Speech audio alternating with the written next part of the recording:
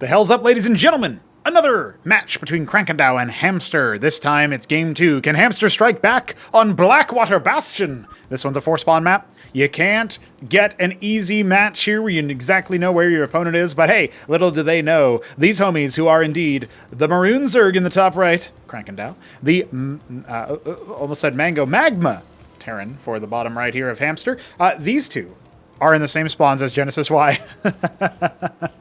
You can take the Genesis Y out of the Blackwater Bastion, but you can't take the spawns out of the Biddy B. There's some line there, some quote there. In fact, does Blackwater Bastion even have the little terrain sprites? I don't think so. I don't see any little sponsorship thing from the pickup partner. I don't know what's up with that, but I can tell you that the pickup partner still has a little bit of money in the bank for the sponsorship that we have not yet gone through. I was going to save it for Acropolis number 2, but I might decide to go in ahead and use it for one of the upcoming 2v2 tournaments that we want to run. Of course, first we need to pad out the 2v2 map listing. Iron Forge is looking good from the Shambler for a 2v2 map. Of course, there's Amada Samala, which I personally believe in, but probably needs a couple of tweaks here and there. And then I'm not sure what else. I mean, Toonie Mooney was tested, but it seems pretty easy to rush people down. Not sure about that one. I feel like there's probably a couple other ones that we could see if we could repurpose out of the current pool. Otherwise, we're going to need to get creative and add some more. Of course, there's Hourglass and Orbital Decay by Jujic, so maybe we can see some more work done on those. Who knows?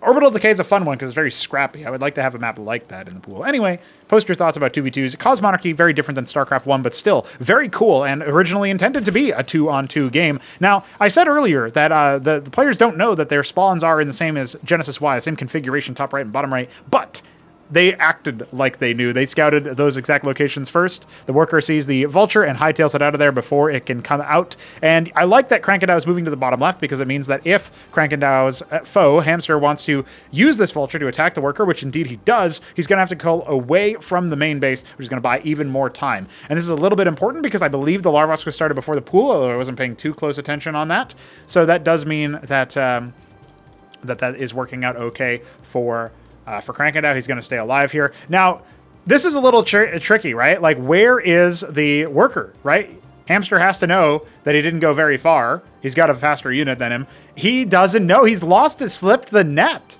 Now, that is very impressive. He's kind of waypointing around on attack move, which is good, but it's pretty hard to find him there. So, you know what? That's why the Mason was following him that whole time. In fact, I thought that that Hamster was going to keep the Mason following him that whole time to guarantee the kill. But oh, hold on. He is going to find him. If he lets it finish, he is going to find him here. Oh, no, he pulled away at the last second, but he will find him in the little corner there. Okay, so he does end up doing it. It's not super significant because the worker was burrowed and not actually doing anything, but, you know, you could have maybe proxied a base there. Neo and Ehehe is exchanged here from Hamster's foe, Krankendau, and Hamster himself. What is Krankendau, by the way? Like, I never actually figured out what that word means, if it means anything. It would be funny if that's just his name. Like, imagine naming your kid Krankendau. Maybe I'll name one of my sons Krankendau. We'll see. But the Hamster obviously is a hamster, right? And or Hamter, as people have taken to calling him in certain contexts in the Discord server. And Krankendau, I don't know what he is. I for some reason I think he's a lizard, but that would make him an Escozy player, not a Zerg player. Anyway, mine laying is happening. Hatrosk being harassed by these vultures. By the way, the vultures deal great damage to structures now. But here comes the Ovaleth with a Kagrant in tow. So Krankendau kind of already preparing a bit of a counter to this. Now here's the problem. He's going to go ahead and start mutating this Kagrant, but it could get sniped by the 3 vultures. Like, they are no joke in that. And that is a dead worker. Nice little spawn there on the mine. That's going to mean that the structure dies. And you know what? It could have been scooped up by the Ovaleth in the moment there, but that is... oh, he gets away with both of the vultures, obviously losing only one. You know, that's basically an extra worker kill that he's gotten, and obviously a lot of little trickery here and there too. So pretty slick, pretty slick. Ministry on the way here for Hamster as he attempts to expand on the more economic side. By the way, you can go Treasury for tempo, and you can go Ministry for economy. The reason being that the Ministry also produces a worker. The other reason you'd go Ministry is, of course, the fact that it takes a lot longer to destroy, and as a result of that alone, it ends up being a good choice. So if you're looking to take a base and hold it, the Ministry is your choice. If you're looking to capitalize on tempo and try to get a base very fast for, say, like fast Vespene mining for some reason, Treasury can be your go-to as well. And also, if you just want to take a base in the earlier stages of the game, even if you're trying to go for an economic advantage, you can get that economic advantage a little bit faster. It's just, as time goes on, you'll have less workers than if you had expanded with the Ministry. But, it's all about a tempo play. It's a decision you make in the moment. And I think it works out pretty nicely. Now, we already see the double fulcrum with the star pad support, so this is going to be a similar play to what happened previously. I know Hamster likes to do a lot of bio, so it's very interesting to watch him play mech. I don't think that he's moved on. I was actually translating, using Google, of course, some of the discussion that's been happening in our Russian-speaking channel here in the Cosmonarchy International section of the Discord server, which is very cool. We've got a Spanish channel and a Russian channel, and this Avalev is not going to be able to speak either of those languages because it is dead, very dead. This is going to allow Krankendau to figure that out, and times 2, Hamster. I can't believe it. He's done it again. Bringing out the :L. Well, hopefully Krankendau's not holding it. I mean, he is up 1-0 in the set of 2 games, so he has to win so that it's a best of 3 that he wins 2-0. Otherwise, Hamster demands a rematch, and I think they demanded a rematch anyway because there were many other games that got played. So that's very interesting, in my opinion. In fact, Krankendau is a stickler for game quality, right? But I would, at some point, like to have like a best of 5 that gets played between these 2 players, or just 2 players in general. And doesn't matter what the games are, as long as the replays work and you validate them, you send them over and I'll cast them. And I don't care how quality they are because we get to see an actual, BO5 or whatever. That could be an interesting little, show match type thing. The Anseal's out to scout, and it will indeed see the double Larvosk. Is this a triple? Is that what is going on over here from Crank? Remember that when you detect units, you can actually click on the eggs to see what's being made from them, and Hamster did that and found Lekizilisks. So he knows that the Anseal is going to be useful. Another bit of a move out coming, you can use the Anseal to protect yourself from the circuits. Positionally around the Anseal, that little bubble is a shield. So as long as the energy holds, damage is dealt to that instead, including if you're targeting other units. So that's the big deal there. Zorka Shroud, nice and complete already, as we saw the Lekizilisks already coming out. You get this little flower structure here for these Lekizilisks, as well as 2 other units that I will call out when I see them. But obviously they are like lurkers, but better. Because when they fire off the line trace projectile, it returns to them afterwards. So 2 instances of potential damage being dealt to each individual target. We've got Clerics to try to patch that damage up. You've got Anseals to try to redirect the damage a little bit, but splash damage does go through the Anseal shield, similar to Carapace Swarm. That might change in the future. And here's the Anseal to protect from the Cyclops, or sorry, the Quasilisks, targeting the Cyclopses. And of course the circuits themselves. You can see it regenerating that energy somewhat rapidly. And it's trying its best to shield that, but it only shields the direct damage. The splash still goes right through, so pretty difficult for Hamster to keep his units completely intact. He does have Clerics on the way, but you can see he's getting a little bit impatient. He wants to just charge forward and kill the Lekizilisks, but that's a job better served for Goliaths and even Vultures, because Cyclops are just a little bit too brittle for that. So not exactly the best way to try to keep the contain going. In fact, he has to cancel his plans. He's going to move forward with the Anseals just to confirm the scout, and then probably leave, if I had to guess. 3rd Anseal on the way. Oh, you know what he's doing? He's pretending that he's going to charge on in with the military, but he's already left the base. So I think Krankendau is, he's a little bit more intimidated. He's like, oh, you might charge in, and he's not making workers right now, so it might be working. But he's also had 62 workers, so he's very, he's fiending for a 3rd base, but he's also ahead in saturation, right? We look at the saturation here for Hamster. And despite going for a very fast 3rd ministry and having 4 worker production queues, I think there was some downtime on this because he should have a little bit more workers than he has right now. He's only got 17, whereas we've got full saturation in the minerals for Krankendau's main and natural. Actually, oversaturation a little bit, but nothing too crazy. You can always just pull a couple of workers here and there, and even if he doesn't, it's not like it's the end of the world. Another move out attempted from Hamster as he continues to add in the Cyclops, the Clerics, the Vultures. That's his composition right now. He does have a couple of Goliaths. They're very important for killing the Lekizilisks. Another reason why you might want to go Bio versus Zerg is that Eidolons do wonders versus Lekizilisks, whereas the mech units kind of struggle a little bit to deal with them by range. Now, 1 Lekizilisk goes down, but there's many more, and we even have some Hydras out as well. The Zorius, another unit that you get from the Zerkish Shroud earlier. Very, very tanky unit, and when they take damage, they spawn Broodlings, Rillarokors, after a short period of time. Rillarokors have lifesteal, so if they are taking small amounts of damage, they can actually sustain if they're on top of you. So they can be pretty tricky there. But, you know, as long as he plays around the edge of the Lekizolisks and it occupies the Hydras and some other units with the Anseals here on the attack move, he can kind of get a lot of mileage out of a small number of units. That being said, if the Zoryus attacks you, it's actually going to increase the movement speed of all other allies to the Zoryus and the Zoryus itself when moving towards that victim. So that's actually going to allow the rest of the Zerg to really move forward. You can see that effect happening there. Nice little mine. That was from way downtown. That was from the beginning of the game there. Feels like maybe a Hamster forgot about mine laying in the middle of the game.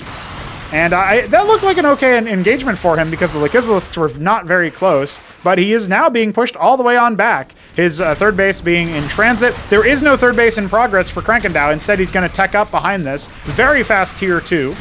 And making 10 I0 cores to spend down his minerals. Definitely needs to think about expanding because he's about to get shredded by all these Cyclops, and he won't really have that many military units back at home. It's just a repeated shellacking of what is going on right now. I don't know if Hamster is going to be opposed for too much longer because the Cyclops count is way too damn high, and the Hydras are very clumped up. All the Lekizolisks are dead. There is no more crowd control, and at least one of these Zoryus is going to go down on the way out.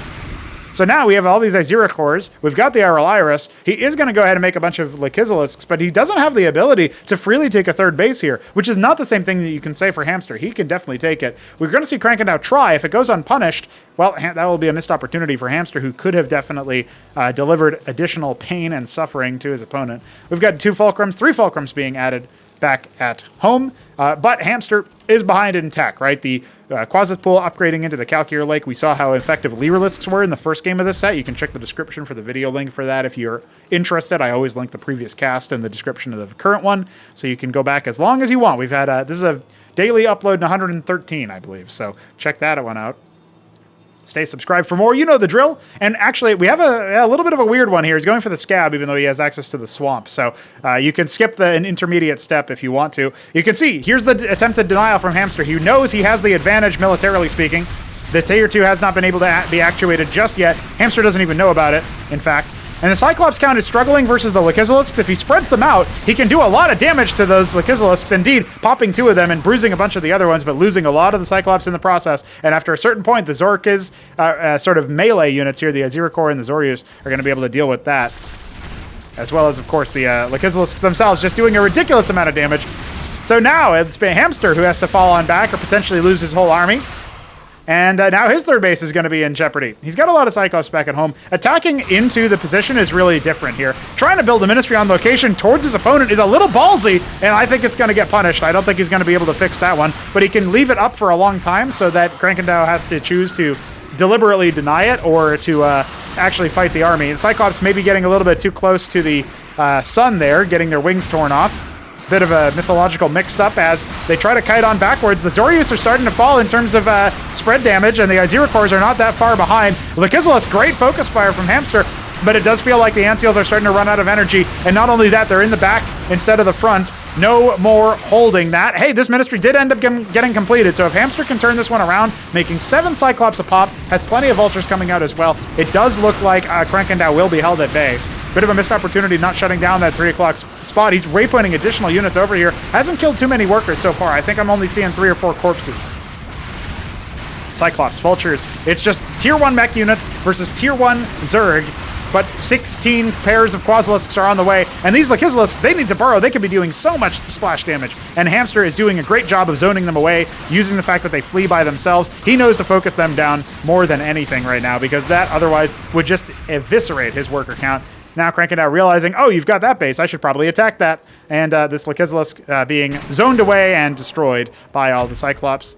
If you haven't figured it out by now, the Cyclops does not deal ally damage to allies. And now look at this. If Hamster can take this position, maybe add some anchors or something like that. His Atlas, his tier 2, is on the way. Looks like he's building it in the natural.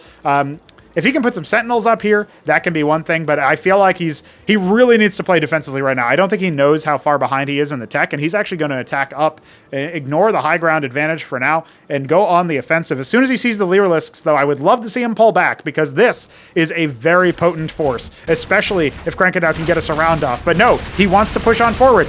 Does he see something that we don't? The Izira core is getting shredded. Cyclops being protected by a lot of the Anseals here. That bounce damage is going to help stack up, but can they get close enough is the question. It's only Lyrilisks right now here for Krankendau. He's got a lot of money in the bank. I'd love to see him mutate some more of those Quasis, but hasn't done so just yet. Actually wants to see if he can hold no Lyrilisks or anything for the defense. 18 Quasis being mutated. That's 18 pairs, I should say. That's going to be a hell of a lot. But you know what? The Cyclops are still going to go ahead and commit. We don't have a fourth base for Krankendau. If he ends up losing this, that could be very, very deadly. But it looks like Hamster, he's pointing so many Cyclops, producing 8 at a time. Neblim's horror. He's just watching in shock. He cannot believe how many Cyclops can be made by one player, by one man. Cyclops man. And Krankendau has to call it. Wow! I can't believe it, man. He had so much Vespene, too. It feels like he definitely could have gone for, say, Bactylisks for the range and the bounces. Definitely would have helped to deal with that. He had the Scab, so he had the technology to do it. Yeah, very interesting. So when you evolve the Hydrith Den, which I'll just call the Den for short, into the Scab, you get access to the Bactylisk and the Schittercore. Those are a ranged evolution of the Hydralisk and a flyer unit, respectively. So you can get access to that stuff, and he did, even though he kind of misbought that instead of the Swamp. Or maybe it was intentional because it was cheaper. I'm not 100% sure. But might have been like an attempted timing at some point. Either way, maybe because he didn't get that, he didn't get the Tetzoricores out, which require the Swamp itself. And that is probably the missing ingredient. He didn't have very strong front line. They were not able to sustain after the first volleys of Cyclops. And so, yeah, no splash damage either, right? No Lycizilisk. So it feels like Lakiz would have been good to hold, and Tetzoricores or Bactylisks would have been good to actually push. So either one, a little bit missing from the composition. But we love to see Krankendau. We love to see Hamster. Really cool to see Cyclops as well in that number. I just don't normally see that. So a little bit satisfying for me. GG's, boys. It's 1-1. Forget the overlay. I'm not going to bother updating it right now. But you guys know Hamster put himself on the board there. And we're going to have some more games pretty soon. So stay tuned, stay subscribed, and we'll see you tomorrow for daily upload 114, I believe. So GG's.